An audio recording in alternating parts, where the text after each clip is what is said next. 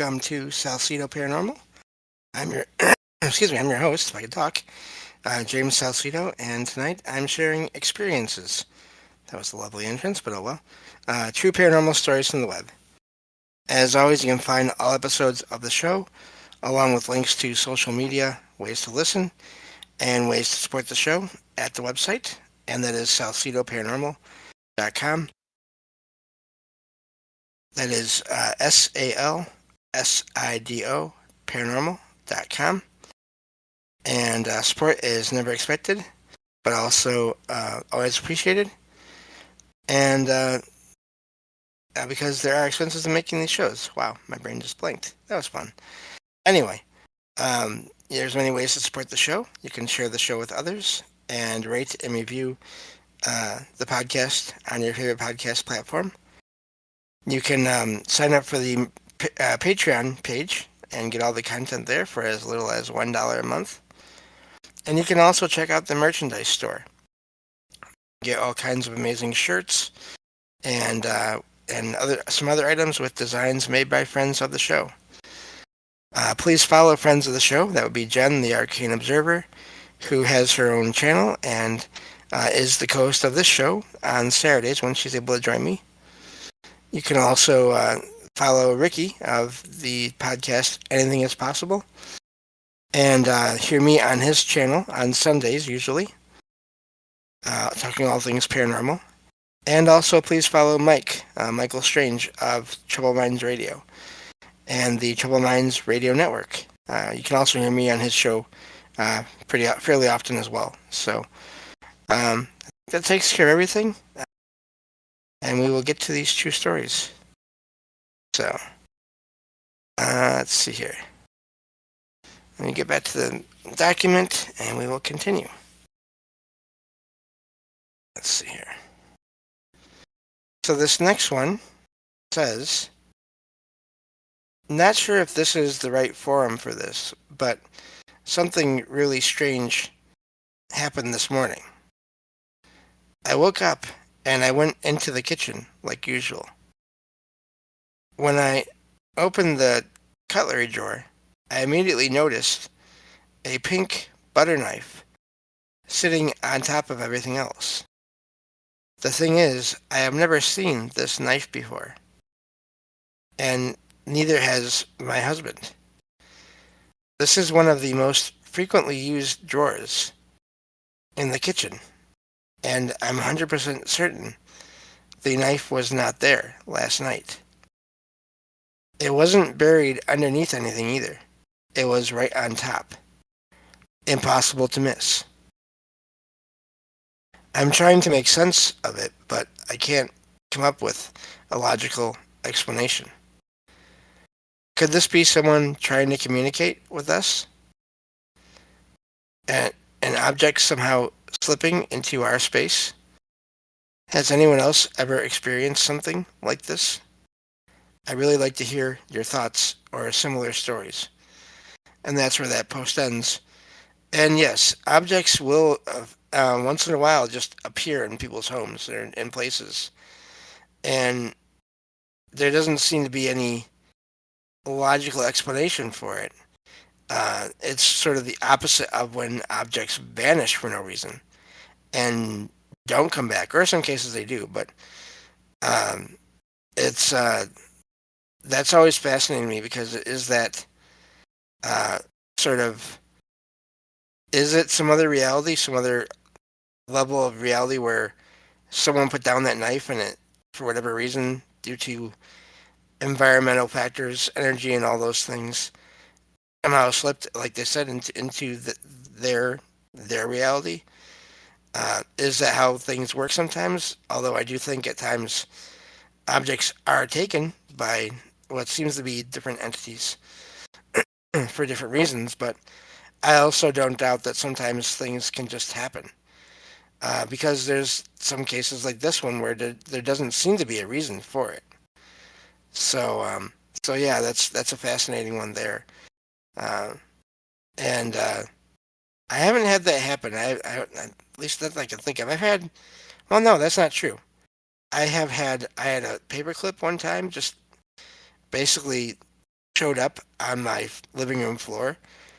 I don't use paper clips, um, and had been walking around the space where I had been at. I had been sitting on the floor, actually, where I'd been at. Um, I had been sitting on the floor just playing solitaire, playing cards, um, in the middle of the day, and I got a phone call, and I got up and did things while I talked. Came back and sat down on the floor, same place, and found a paperclip on the floor. And I don't know where it came from. So these things can apparently happen, and how they happen, I don't know, or why, but yeah, definitely seems like they happen. So, but anyway, that's that one. Let me see here. Let me get to the next one, and we'll go from there. This one says, I have memories that happened before I was born. And it sort of numbers them here. One, I can remember being outside an office building. I learned recently it was an office building where my mom worked before I was born. I was never there and never had reason to be at that office. Two, this happened more so this week. I swear I could remember there being a pizza place in a strip mall years ago, but not within my lifetime. I never ate at this pizza place, but I've seen it in my dreams as well. A local nostalgia page posts a picture of the pizza place this week, or posted. The pizza place existed in the 1980s. I wasn't born yet, but I know I was there at one point in time in the 1980s. And that's where that one ends. Uh, Funny enough, in the last episode I recorded here, I was talking about that. People having memories of a lot of times their parents, but in this case, it's not just their parents. It's a place, one of the two places was associated with one of their parents, their mom. But the other place, but then again, it's hard to say. I mean, I guess it would depend. Did their parents ever go to that pizza place? And of course, there's no way to know because it's just a post and all these things. But uh, I wouldn't surprise me if that happened. And that's fascinating because again, um, it seems to happen. You find reports like this every so often. I haven't had that, but I have had dreams of being in places that I didn't recognize and wandering around them, and then eventually everything fading to black, and then months or even years later, I ended up being in those places, and it wasn't a memory like a memory of the future exactly, because in the dreams there was no one in these places, but when I went there in person, of course there were people there, and of course I had to get a ride to these places. I'm legally blind, so I don't drive, and so it's just really confusing as to how I had I guess maybe out of body visits to these places, and I do wonder when we go out of body, is it possible to travel through time or to see other times? And I'm wondering if that's what happened with this person, seeing this pizza place in their dreams. Uh, but yeah, I don't know. It seems possible just based on that and other similar accounts. So let's get to the next one here. This one says, I haven't really told many people about this, so I thought I'd share it. It was the summer of, I want to say 21 or 22, so 2021 or 22. It was summer break, and I was over at my grandmother's. I spent practically the entire day outside, helping her weed the garden. A few hours later, around 3 p.m., I remember telling my grandma I would be right back. since I was going to get something to drink. So I walked inside. I think it's important to note that my grandpa was not retired at this time, and there is a gate making sure the dog cannot get into the the living room. So that rules out two excuses, which would be one, it was my dog upstairs, or two, it was my grandpa upstairs. I went to grab a juice box with the dog standing next to me, and I remember I heard someone or something running to what seemed like the stairs on the second floor. To give a better description of my grandparents' house, it is about 100 years old, but quite a bit of the downstairs has been remodeled in some way. The stairs that led to the second floor are nearly in between the kitchen and the living room, but more so in the living room. I want to mention whenever someone is walking in the hallway upstairs, you can hear it. Anyway, I heard running towards the stairway, and my instincts kicked in, and I bolted out of the door. I told my grandma, but she didn't seem to care much. I know it's not just me who had this happen, because my grandma, grandpa, dad, sister, and myself have all had things happen to us. And that's where that ends. I wonder if they mean happen to them in different locations or just in that house. Because that could, either way, I guess it could be a sensitivity issue, not issue, sensitivity thing with the family. It goes down that bloodline. And I do think, based on experience and accounts, similar accounts, I think these things are hereditary. They can be passed down to different people in different families. And, but also I wonder if that's a lot of people to have that without it skipping any generations or anything like that. So I wonder if it's just the house. Could be a combination of both. So yeah, I wonder about the history of the place, the land, not just the house, but the land as well. And sounds like someone may have been up there, and or it was a residual energy field playing out that sound of someone being upstairs. Moving on to the next one here. This one says, about an hour ago, I saw my brother enter his room after he went downstairs. Seconds later, I headed down the stairs to make some tea, but instead of finding the kitchen empty, he was standing there, washing his dishes. That's weird. I clearly saw him walk towards his room.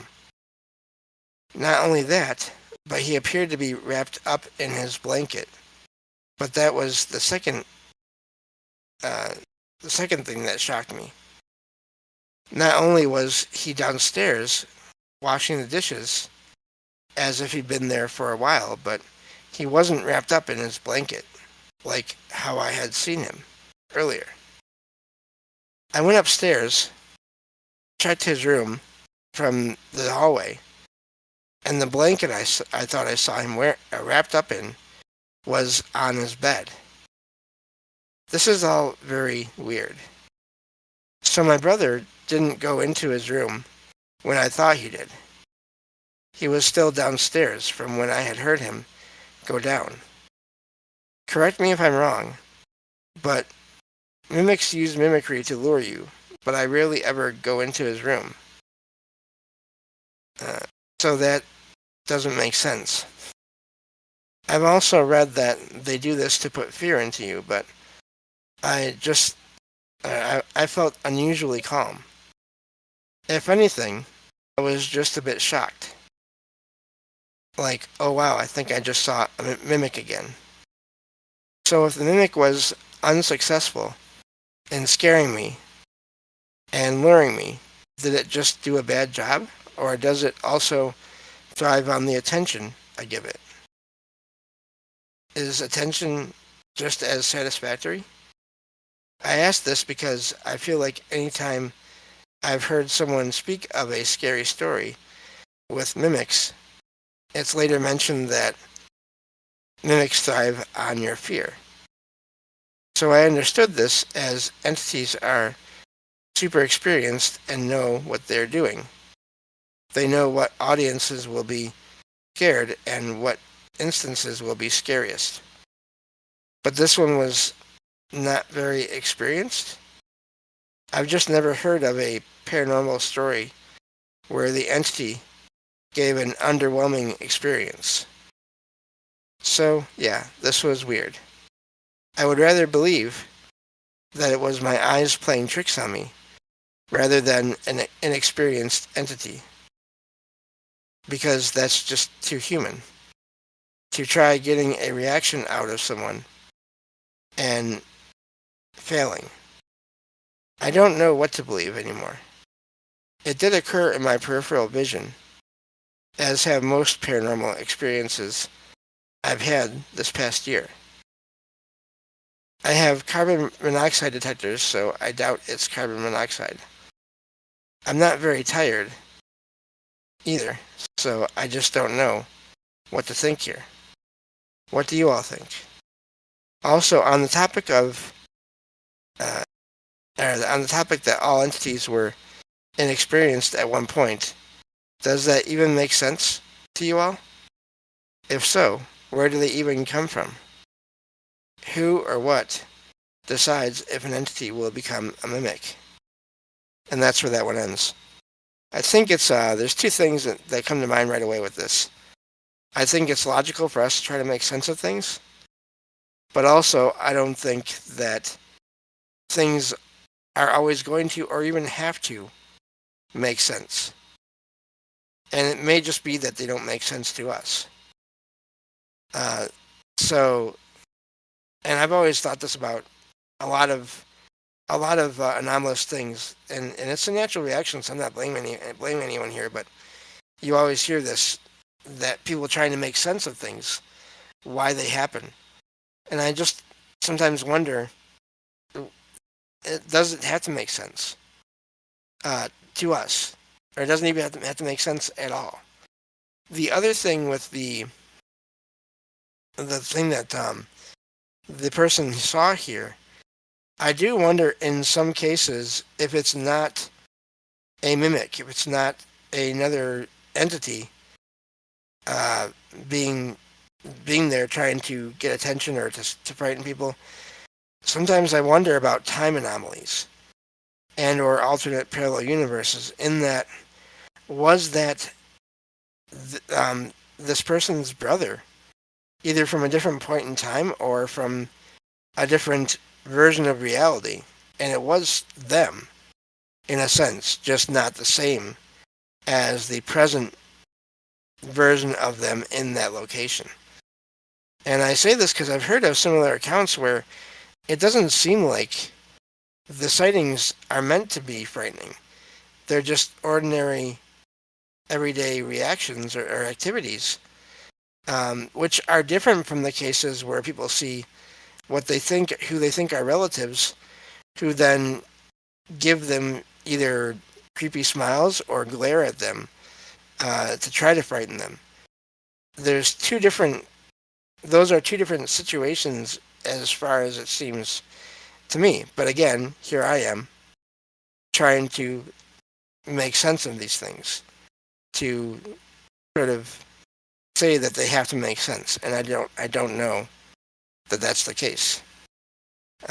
So yeah, and I'm not sure how to say your name. If I mispronounce it, I'm sorry.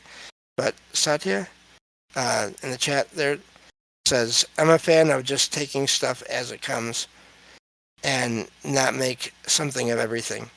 Yes, yeah, that's how I try to approach a lot of things. I just observe them when they happen. I have paranormal things happen here once a week or maybe once every other week sometimes more. And I just observe. I don't want to try to make more things happen because I've heard that can, in rare cases, that can be Okay, so I think I got it right. That can that can. Now I lost a train of thought there. Anyway, uh, and Mike in the chat there says it's a good take, but also some things mean more than others.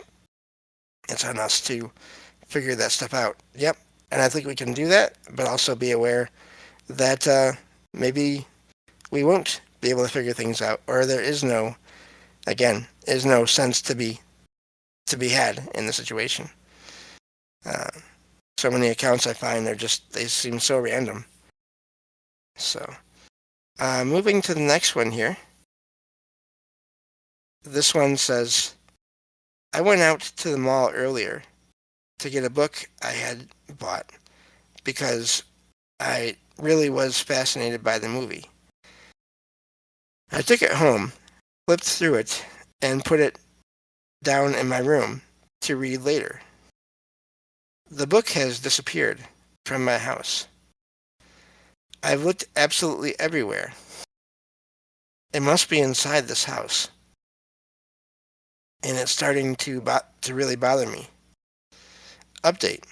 I found it this morning behind a bag of pillows in the hallway connected to my room. I have no idea how it got there. It's a really good book, though, and that's how they end that post. Uh, that is fascinating to me. Again, goes back to the whole subject of objects vanishing and appearing and all these things uh, happening and how they happen and why they happen. Uh, One of my favorite examples of that, and this involves probably some kind of a time-space anomaly of some kind, and I bring it up every so often because it's just amazing to me. One of the true stories I found online a few years ago, uh, it was someone wrote in on a forum that they had this weird spot in their kitchen where it always felt weird. And they one day the father of the family was walking through the kitchen and walked through the spot, and their phone fell out of their pocket. And they the father looked down on the floor for it, could not find it, and he heard it, and the family heard it hit the floor, but they could not find this phone. It was just gone. A few years later, family was in the house still, and they heard the sound of something hard hitting the floor in the kitchen in that same spot. And they went and to look and see what was going on. It was that phone that had fallen a few years earlier. And they don't know how it happened or why it happened. They didn't say what the state of the phone after they got it, which I'm really curious about. I'll probably always be curious about that one. Was the phone was how was the battery? Was the battery dead? Was it not dead? Was it the same as it was when it went through whatever it went through? Uh, did the time did the time and date on the thing? If they would have opened it right away, looked at it right away, and checked on the date and time, would it have shown that date and time when it vanished before updating? Would it have even worked? Did it even work? So all these questions, no answers, and that's okay. I'm fine with that. But that's all the time we have for this episode. Thank you all for listening, and I will talk to you all next time on Salsido Paranormal. Take care.